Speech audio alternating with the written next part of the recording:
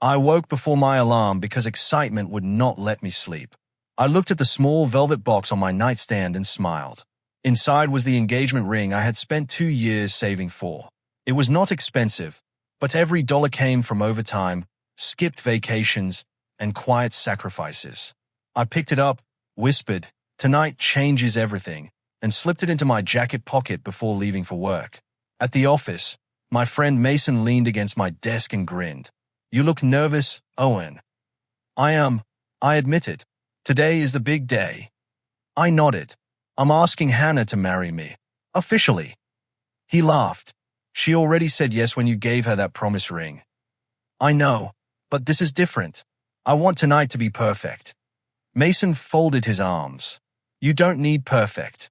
You just need honesty." "I hope that's enough." He clapped my shoulder. "It will be. Hannah loves you." His words settled my racing heart, at least for a while. The workday dragged. Every hour felt longer than the last.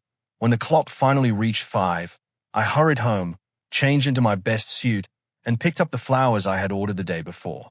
As I drove to the restaurant, I practiced what I wanted to say. "Hannah, I can't promise a mansion." "No, that's terrible." "Hannah, I can't give you everything today, but I'll spend my life building our future." I smiled. "That's better." She was already waiting when I arrived. "You look handsome," she said with a soft smile. "You look beautiful." I handed her the flowers. "They are lovely. Thank you." We sat across from each other. Candlelight reflected in her eyes, and for one peaceful moment, I believed every struggle had been worth it. She studied my face. "You're awfully quiet." "I've been thinking." "About work?" "No, about us." Her smile faded just a little. "Owen." Before I could answer, the restaurant doors opened. A tall man in a tailored black suit walked inside. Conversations around us seemed to pause as people noticed him. Hannah looked toward the entrance. Her expression changed. I followed her gaze. The man walked confidently toward our table. "Hannah," he said smoothly. She stood. My stomach tightened. "You know him?" I asked. She looked at me but did not answer. The man extended his hand. "I'm Victor Ashford." I shook it without thinking. "Owen Parker. It's nice to finally meet you." I forced a polite smile. "You too." Victor turned toward Hannah. "Are you ready?" I frowned. "Ready for what?" Silence settled over the table. Then Hannah took a slow breath. "Owen, I'm sorry." A cold feeling spread through my chest. "What do you mean?" She reached for her left hand. Very slowly, she removed the ring I had given her weeks earlier. She placed it on the table between us. "I can't marry you." I stared at the ring. My voice barely worked. "What are you saying?" She looked down. "I've accepted Victor's proposal." The words hit harder than any punch. I blinked. "No, I'm sorry. This isn't funny." "It isn't." I pushed my chair back. "Hannah, tell me this is some terrible joke." Tears filled her eyes. "I wish it were." I looked at Victor. "You knew she was engaged." He answered without shame. "I knew she deserved more." I stepped closer. "More than love." He met my eyes. "Love doesn't pay bills." I turned back to Hannah. "Is that what you believe?" She whispered. "I'm tired of worrying about money every month." "So that's it. It's not that simple." "Then explain it to me." She wiped away a tear. "I want security, Owen." I swallowed the lump in my throat. I was building that future. "I know." "Then why didn't you wait?" She closed her eyes. She whispered, "Because I didn't believe we would ever catch up." I felt every dream inside me crack. Victor picked up his coat. "We should go, Hannah." I looked at him. "You think money can buy loyalty?" He shrugged. "It already did." Hannah flinched, but she did not argue. I picked up the ring with shaking fingers. "I loved you when I had nothing." "I know," she said. "I believed we were a team." "I'm sorry. Those words don't fix this." She reached toward me, but I stepped back. "I hope you're happy," I said. Her voice broke. "I don't know." Victor placed a hand on her shoulder. "Come on." They walked away together. leaving me standing beside the table. The waiter approached. "Sir, are you all right?" I forced a weak smile. "Please cancel the special dessert." "I'm very sorry," he said quietly. I left enough cash to cover dinner and walked outside. Cold air hit my face, but it could not numb the pain. I kept hearing Hannah's words over and over. "I want security." I laughed bitterly. Was my love really that worthless? Nobody answered. I wandered through familiar streets until I reached my apartment building. Mr. Raymond Foster was sitting on the front steps with a cup of tea. He looked up. "Rough night, son?" I tried to smile. "It shows that badly." He nodded. "Come sit." I lowered myself onto the step beside him. "What happened?" "My fiancée left me." He stayed quiet. "For a billionaire," I added. He sighed. "That kind of pain feels endless." "It does." "You loved her." "With everything I had." "And she chose someone else." "Because he has more money." He stared into the darkness. "When I was young, my wife almost left me." I looked at him. What changed? I stopped trying to prove my worth with fear. I simply became the best man I could be. I don't think I have that strength. You do. I feel empty. Empty isn't the end. It feels like it. He smiled gently. "Owen, never let one person's choice become your life's ending." His words settled inside me. I wiped my eyes. What if I never trust anyone again? Trust yourself first. The rest comes later. I nodded slowly. "Thank you. You'll survive this." "I hope you're right." "I know I am." I walked upstairs carrying the ring in one hand and the flowers in the other. Inside my apartment, the silence hurt more than the restaurant. I opened a drawer and pulled out our engagement photos. Every smile felt like a lie. "I can't keep these," I whispered. I dropped the pictures into the trash. Then my laptop made a soft sound. A new email had arrived. The subject line stopped my breathing. "International engineering opportunity. Immediate interview request." I stared at the screen, wondering if this unexpected message was the first step toward a completely different life. I took one deep breath and clicked open the message slowly. I read the email 3 times before I believed it was real. The company wanted to interview me for an engineering position in Seattle. I leaned back in my chair and whispered, "Maybe this is my chance." The next morning, I called the number in the email. "Good morning," a woman answered. "Hello, my name is Owen Parker. I'm calling about the engineering position." "Mr. Parker, we're glad you called. Are you available for a video interview this afternoon?" "Yes." "Wonderful. We'll send you the meeting link." "Thank you." When the call ended, I looked around my apartment. One door closed. I said to myself, maybe another one just opened. 2 weeks later, I stepped off the plane in Seattle with one suitcase and a heart that still carried old scars. I promised myself, I will never beg for anyone's love again. If someone wants to walk away, I will let them. My first day at work felt strange. A woman walked into the conference room carrying a tablet. She smiled. "You must be Owen." "I am." "I'm Natalie Brooks. I'm the project manager." "It's nice to meet you. Welcome to the team." She noticed my nervous expression. "Relax. We don't bite around here." I laughed for the first time in weeks. "I'll remember that." She pointed toward a chair. "Let's get started." During the meeting, she asked, "Do you have any ideas for improving the bridge design?" I hesitated. "You can be honest," she said. "I think the support system could reduce material costs by using a different load distribution." She looked interested. "Can you explain?" I sketched the idea on a whiteboard. When I finished, Natalie smiled. "That's impressive." "You really think so?" "I don't hand out fake compliments." Those words stayed with me long after the meeting ended. Over the next few weeks, we worked together almost every day. One afternoon, she placed 2 coffee cups on my desk. "I guess you needed a break." "I definitely do." She sat across from me. "You work too much." "I've heard that before." "What are you running from?" I stayed quiet. "You don't have to answer," she said softly. "I lost someone." "I'm sorry. I thought we'd spend our lives together." "And she left." I nodded. Natalie sighed. People can disappoint us. They can. But they don't get to decide who we become. I looked at her. That's easy to say. No. She smiled sadly. It isn't. Before I could ask what she meant, my phone buzzed. Mr. Parker. Yes. This is Charles Bennett. I'd like to meet you tomorrow morning. I frowned. I'm sorry. Who is this? I serve on the company's executive advisory board. Oh. I reviewed your design proposal. My heartbeat quickened. Did I make a mistake? He laughed. No. You made everyone else look ordinary. The next morning I walked into Charles Bennett's office. He stood and shook my hand. Owen, sit down. Thank you. He opened a folder. Tell me something. All right. Who taught you to think this way? I learned by solving problems one step at a time. He nodded. Good answer. He leaned forward. You're wasting your talent. I just started here. I'm not talking about this job. I looked confused. I'm talking about your future. What do you mean? You think like a builder, not an employee.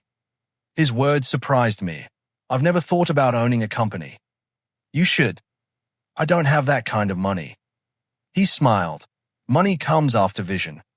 I remembered the night Hannah left me. For the first time, I wondered if my future could be bigger than my past. I left Charles' office with my mind racing. His confidence felt stronger than my doubts. Natalie caught me in the hallway. How did it go? I think he just changed my life. She smiled. I had a feeling. You knew he wanted to see me. He asked about you yesterday. What did you tell him? I told him you solve problems instead of making excuses. I laughed. Thank you. Don't thank me yet. Why not? Now you have to prove I was right. I'll try. Don't try. She pointed at me. Do it. Over the next year, I worked harder than ever. I stayed late, learned new software, visited construction sites, and listened whenever Charles offered advice. One evening he said, "What's stopping you from starting your own company?" Fear. Of failing. Of losing everything. He nodded. You already lost the person you loved. I looked away. You're still standing. I guess I am. So stop acting like you have nothing left to risk. His words stayed with me. Months later, I registered my own engineering firm. When I told Natalie, she grinned. I knew this day would come. You never stopped believing in me. Because you finally started believing in yourself. Business was slow at first, but every small project built my confidence. Then everything changed. A former coworker called me. Owen, have you seen Victor Ashford's newest development? No. Why? You should. I opened the project website. My heart sank. The structural system on the screen looked almost identical to an idea I had presented years earlier. That's my design, I whispered. My coworker sighed. I thought the same. Anger burned inside me. I should sue him. Can you prove it? I don't know. That evening I met Charles. He stole my work, I said. I believe you. I want revenge. Charles remained calm. Listen carefully. I'm listening. If you spend your energy chasing Victor, he'll control your future just like he controlled your past. So I should do nothing. I didn't say that. What should I do? Build something better. That doesn't feel like justice. It is. How? Success is the answer people can't ignore. I sat quietly. He continued, make your company impossible to overlook. I finally nodded. I understand. The next 3 years passed faster than I imagined. My team grew. Our projects earned respect.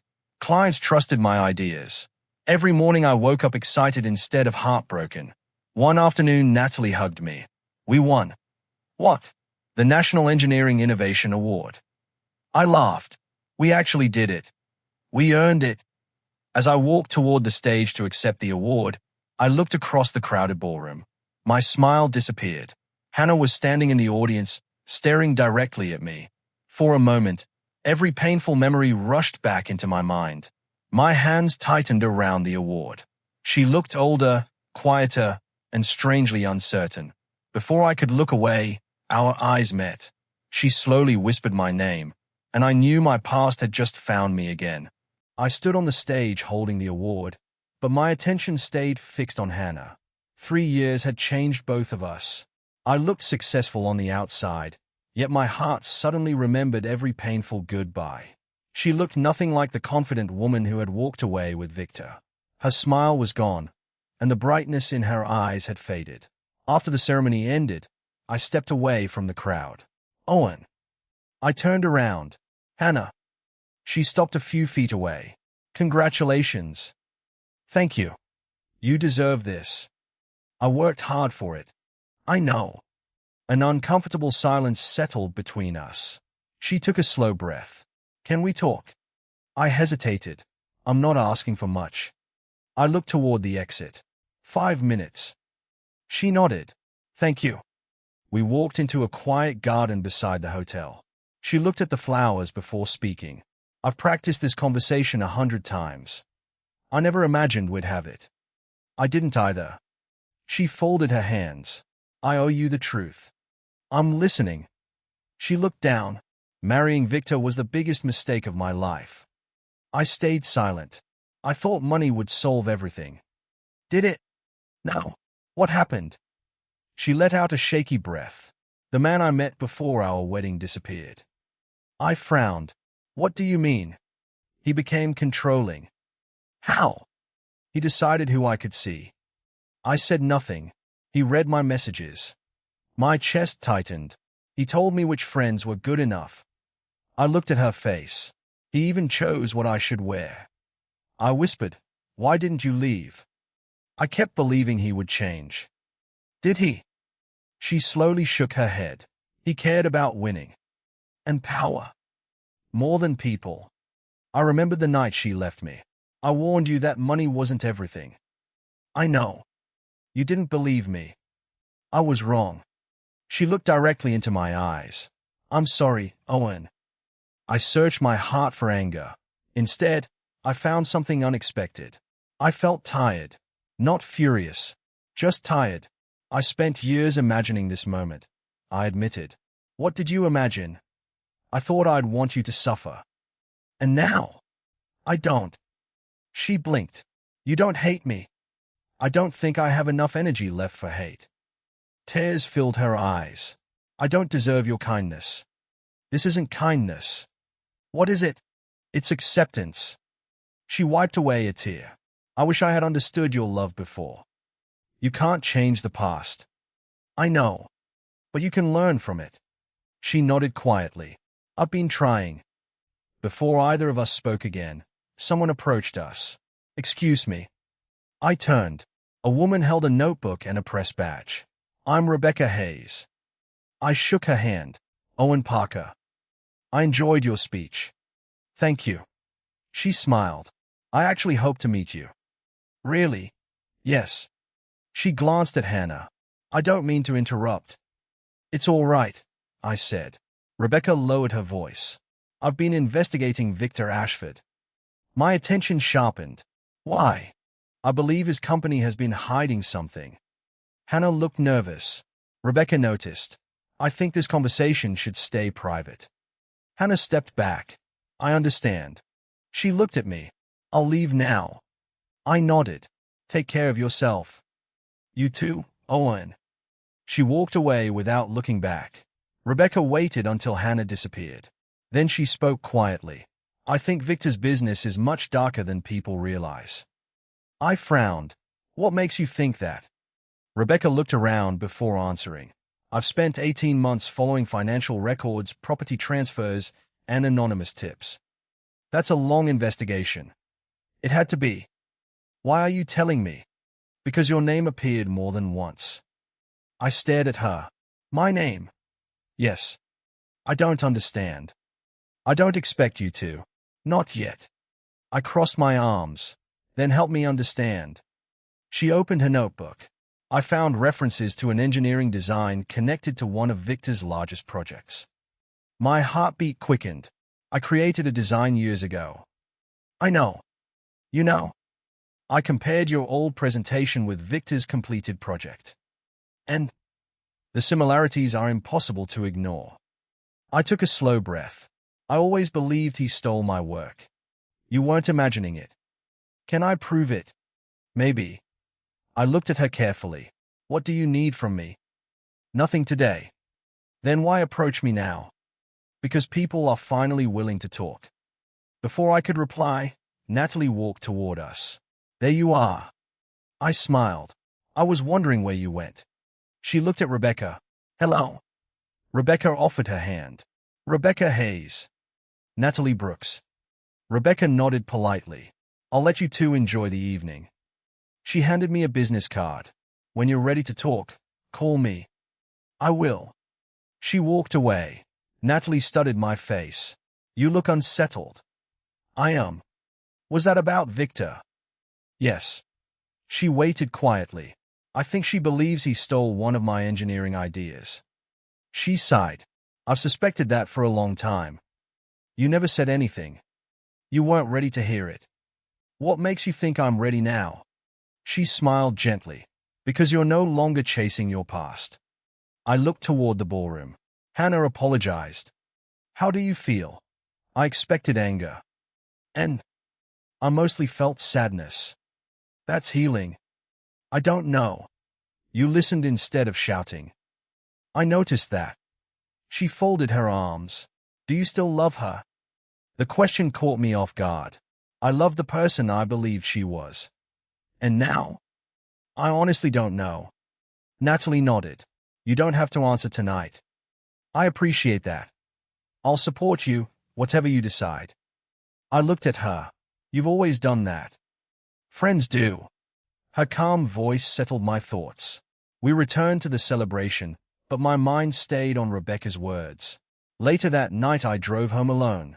The awards sat on the passenger seat, yet it felt less important than the questions filling my head. When I reached my apartment, I placed the trophy on a shelf. I whispered, What are you hiding, Victor? My phone rang. The screen showed an unknown number. I answered. Hello. Owen, it's Rebecca. Is everything all right? No. Her voice sounded urgent. I've just received new evidence. What kind of evidence? Internal company files. I straightened immediately. What do they show? They point to years of fraud, stolen engineering designs, fake contracts, and hidden payments. I felt my pulse racing. Are you certain? I've verified enough to know this is real. What does that have to do with me? Your original design appears in the files. I closed my eyes. So I wasn't wrong. You were right all along. I gripped the phone tighter. What happens next? She took a careful breath. I can't expose Victor's empire without someone who lived part of the story. I swallowed hard. What are you asking me to do? I need your help, Owen. The room fell silent as I realized my greatest battle might be about to begin. I ended the call with Rebecca, but I did not sleep. I sat beside my window until sunrise, staring at the city lights. The next morning, I met Rebecca at a quiet coffee shop. She placed a thick folder on the table. I brought everything. I looked at the folder. Is all of this about Victor? She nodded. Every page. I opened it carefully. The first document showed engineering drawings. My heart skipped. I know these. They're yours. I never gave them to Victor. I believe you. I turned another page. There were payment records. What am I looking at? Money sent to people who leaked confidential designs. I frowned. So he paid employees to steal ideas. Yes. I leaned back. This is bigger than I imagined. Rebecca folded her hands. I need you to testify. The words hung in the air. I don't know. You have every reason to help. I also have every reason to walk away. She looked surprised. You don't want justice. I do. Then why hesitate? I sighed. I spent years rebuilding my life. I know. I don't want Victor controlling another chapter of it. Rebecca nodded slowly. I understand. I finally found peace. And this could disturb it. Exactly. She closed the folder. Think about it. I will. She stood. No matter what you decide, thank you for listening. After she left, I stayed alone with my thoughts. Part of me wanted Victor to answer for everything. Another part wanted to forget he ever existed. That afternoon, my phone rang. Hannah, can we meet? I hesitated. This is important. Where? The Lakeside Cafe. I'll be there. When I arrived, Hannah was already waiting. She looked nervous. Thank you for coming. What did you want to tell me? She reached into her bag. I've been carrying something for years. She placed a flash drive on the table. I stared at it. What's this? Evidence. I looked at her. Evidence of what? Victor's business. I remained silent. She continued. I copied files from his office. You did. I couldn't ignore what I saw anymore. What was on them? Fake contracts. She swallowed. Stolen engineering plans. I looked at the flash drive again. There are more. What else? Emails proving he ordered employees to copy other companies' designs. I rubbed my forehead. Why didn't you go to the police? I was afraid. Of Victor?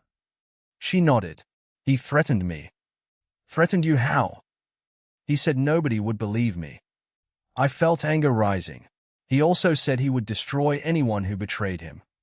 I took a slow breath. Why tell me now? She looked directly into my eyes. Because I can't live with the guilt anymore.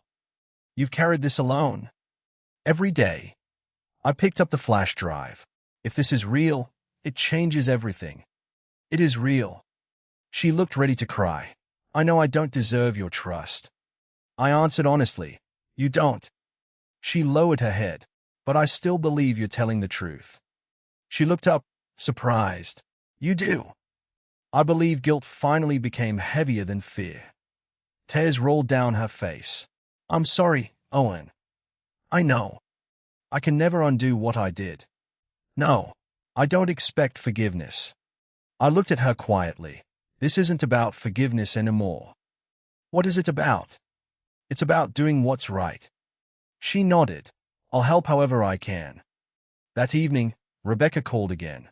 Did you make your decision? Yes. What is it? I'll testify. She let out a relieved breath. Thank you. When do we begin? Tomorrow morning. Where? Federal Investigation Office. Who will be there? The lead investigator. What's his name? Daniel Morris. I arrived at the Federal Investigation Office early the next morning. Rebecca greeted me near the entrance. You came. I gave you my word. She smiled. Daniel Morris is waiting. We entered a conference room. A man in a navy suit stood and offered his hand. I'm Daniel Morris. I shook it. Owen Parker. Thank you for coming. I hope this helps. It already does. Daniel opened a notebook. I've reviewed Rebecca's evidence. And it points to a long pattern of fraud. I placed Hannah's flash drive on the table. There's more. Daniel looked at it. Where did this come from? I received it from someone who finally chose to tell the truth. He nodded. We'll verify every file. Rebecca added. The documents support Owen's stolen engineering design. Daniel looked at me. Are you willing to testify in court? I took a deep breath. Yes. Why? I answered honestly. Not because I want revenge. Then why? Because innocent people deserve justice. Daniel closed his notebook. That's exactly what this case needs. Over the next several weeks, I answered questions, signed statements, and identified my original engineering plans. The investigation spread quickly. News reports filled television screens. Victor's investors demanded answers. Several business partners ended their contracts. One afternoon, my phone rang. The caller ID showed Victor Ashford. I answered. What do you want? Owen. His voice sounded calm. We should talk. I have nothing to say. You do if you're smart. I'm listening. Name your price. I laughed quietly. You think this is about money? Everything is about money. It never was. I can make you richer than you've ever imagined. I'm already successful. I'll double it. No, I'll triple it. I smiled. You still don't understand me. His voice became colder. Think carefully. I already have. You'll regret this. I regretted trusting you. You can't win. I'm not trying to win. Then what are you trying to do? The right thing. He stayed silent. I ended the call. For the first time, I realized I no longer feared him. That evening I met Rebecca and Daniel. Rebecca asked, "How did the call go?" He tried to buy my silence. Daniel nodded. "We expected that." I refused. "You made the right choice." I smiled. A few years ago, I wanted Victor to suffer. And now? Rebecca asked. "I don't need his suffering." "What do you need?" "I need the truth to stand on its own." Daniel closed the case file. That's the difference between revenge and justice. His words stayed with me. As the trial date approached, I focused on my company instead of the headlines. Natalie noticed the change. "You seem lighter." "I finally understand something." "What?" "Holding on to hatred only kept me connected to Victor. And now, I'm letting the law do its work." She smiled. "I'm proud of you." "Thank you." The night before the trial, I slept peacefully for the first time in years. When morning arrived, I reached my office early to prepare for court. I unlocked the door. Someone was waiting in the hallway. "Hannah." She turned toward me. Without saying a word, she held out the engagement ring she had once returned. My heart stopped as I realized this unexpected meeting might become the final chapter of our past. I looked at the engagement ring resting in Hannah's trembling hand. For a long moment, neither of us spoke. Finally, I asked, "Why did you bring this back?" She swallowed. "I kept it all these years." "Why?" "Because I couldn't throw it away." I slowly took the ring. It felt lighter than I remembered, yet it carried the weight of every promise we had broken. Hannah wiped her eyes. "I know today is Victor's trial." "It is." "I wanted to see you before you went." I closed my hand around the ring. "What do you want from me?" She took a deep breath. "One chance to tell you the truth." "I'm listening." I never stopped regretting my decision. I remained silent. Every time Victor humiliated me, I remembered how kindly you treated me. She looked down. Every lonely night reminded me of the future I threw away. I answered quietly, "The past can't be changed." "I know. I've accepted that." She looked into my eyes. "Have you?" I thought carefully before answering. "Yes." She blinked. "You really have." "I spent years rebuilding myself." "I've watched from a distance." "You did. I saw your company grow. I worked hard for it." "I know." She smiled sadly. "You became the man I always believed you could become." I shook my head. "I became that man because you left." A tear rolled down her cheek. "I deserve that." "This isn't about blame anymore." "What is it about?" "Learning." She nodded. "I learned too late." We stood quietly until my phone buzzed. It was Daniel Morris. "Owen, the court is ready." "I'll be there." I ended the call. Hannah stepped aside. "I won't keep you." Before I walked away, she whispered, "If fate gave us another chance, would you take it?" I looked at the ring in my hand. Then I looked back at her. "I don't know if fate gives second chances." She lowered her head. "But people make choices." She nodded slowly. "I understand." I placed the ring into my pocket. "I forgive you, Hannah." She covered her mouth. "You do?" "I do." Hope appeared in her eyes. Before she could speak, I gently continued, "But forgiveness isn't the same as going back." Her smile disappeared. "Our story ended years ago." She closed her eyes. "I was afraid you'd say that." "I'm sorry." "You don't have to apologize." She took one slow breath. "I made my choice." "Yes. And now I have to live with it." I nodded. "I truly hope you find peace." She managed a small smile. "I hope you already have." I left my office and drove to the courthouse. As I walked through the entrance, reporters filled the hallway. Someone shouted, "Mr. Parker, do you hate Victor Ashford?" I stopped. "No." Another reporter asked, "Do you want revenge?" I answered honestly, "No." "What do you want?" I smiled quietly. "I want the truth." Without another word, I entered the courtroom. Victor looked at me from the defense table. For the first time since meeting him years ago, I saw fear in his eyes. The trial began a few minutes later. I took my seat and waited for my name to be called. Rebecca leaned toward me. "Are you ready?" "I am." "Nervous?" "A little." "Just tell the truth." "I will." Daniel walked past our row and nodded. "We're starting." When I entered the witness stand, the judge asked me to swear that my testimony would be truthful. "I swear." Victor refused to look at me. The prosecutor asked, "Mr. Parker, did you create the engineering design shown in Exhibit 12? "Yes." "Can you explain when you created it?" I described my work, my notes, and the presentation I had completed years earlier. The prosecutor held up another document. "Have you seen this before?" "No." "It was recovered from Victor Ashford's company." I examined it carefully. "It's my design with another company's name on it." "Did you ever sell it?" "Never." "Did you give Mr. Ashford permission to use it?" "No." The courtroom grew quiet. Victor's attorney questioned me next. "Mr. Parker, isn't it possible two engineers reach the same conclusion?" I answered calmly. If that happened, the handwritten calculations would not match mine line for line. He paused. No further questions. I stepped down and returned to my seat. Over the next several hours, other witnesses testified. Former employees admitted they had copied confidential files. Financial experts explained hidden payments. Rebecca's investigation connected everything together. By the afternoon, I realized the truth no longer depended on my words alone. It stood on facts. Several days later, the verdict arrived.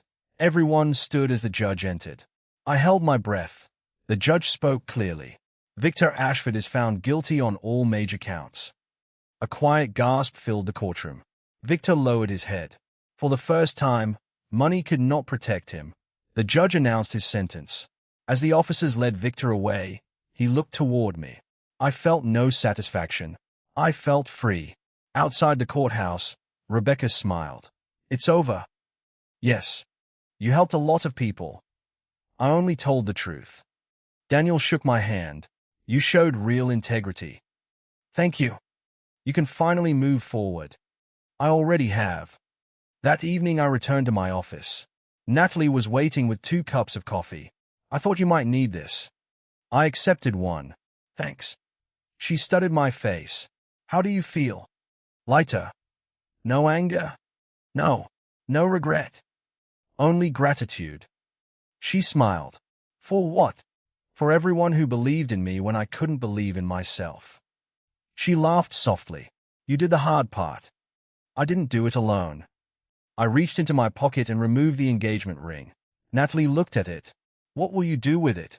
I turned it in my hand. "It reminds me of who I used to be." "And who are you now?"